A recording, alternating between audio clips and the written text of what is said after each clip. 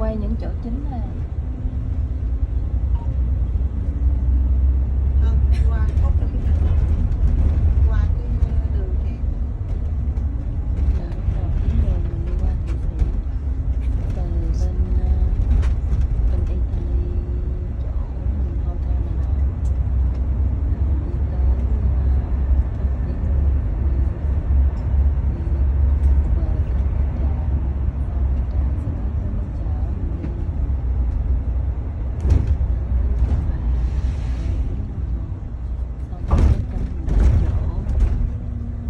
mình đi xong rồi cho mình đặt chỗ.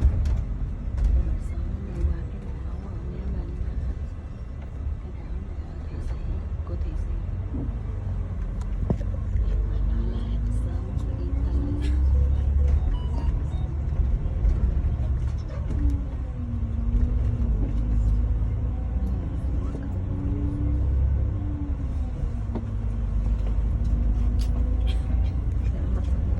Okay, we are officially in Switzerland. Sẽ nói cho mình biết. So, you know why they check at the border mainly cars, they usually don't check these buses? Because you know that Switzerland is a tax haven. And in the 70s, 80s, 90s, not today, people were coming from Italy with cars full of money to drop them in the banks here in Lugano. So that's why they started checking so much all these cars at the border, because they were saving all this illegal money. Today is still a tax haven, but not as before, or at least not for Europeans, because today if a European country needs information about somebody's money here, the banks have to give them, so just for people outside of Europe. So, do you know that Switzerland has 4 languages? Italian, German, French and Romansh.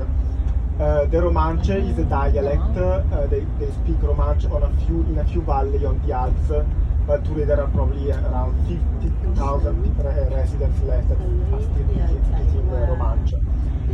Most of the Swiss speak German, the German side is the biggest one, and Switzerland has around 8 million people.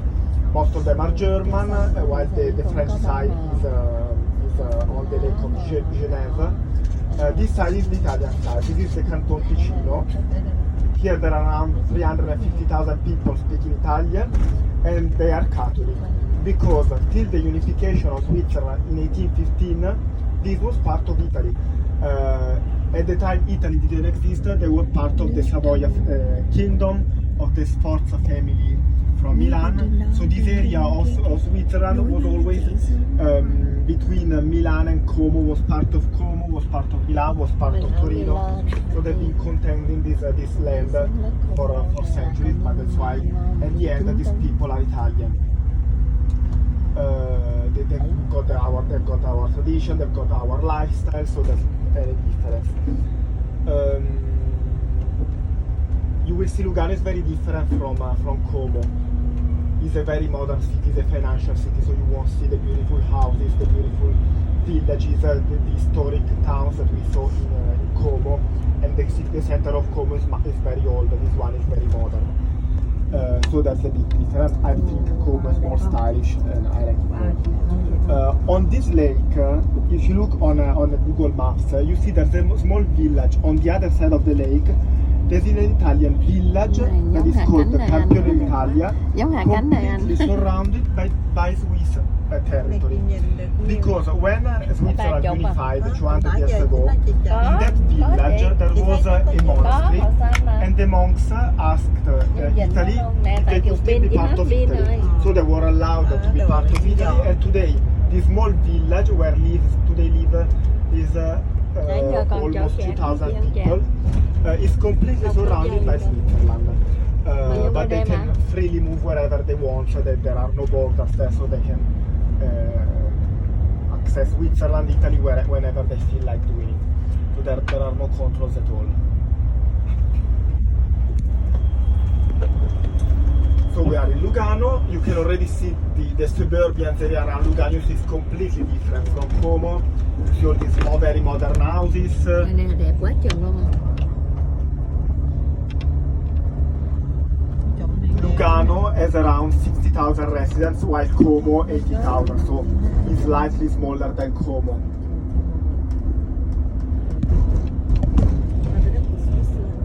Này qua tới Switzerland chưa mà không bán. Dạ, đúng rồi chị qua đây chị.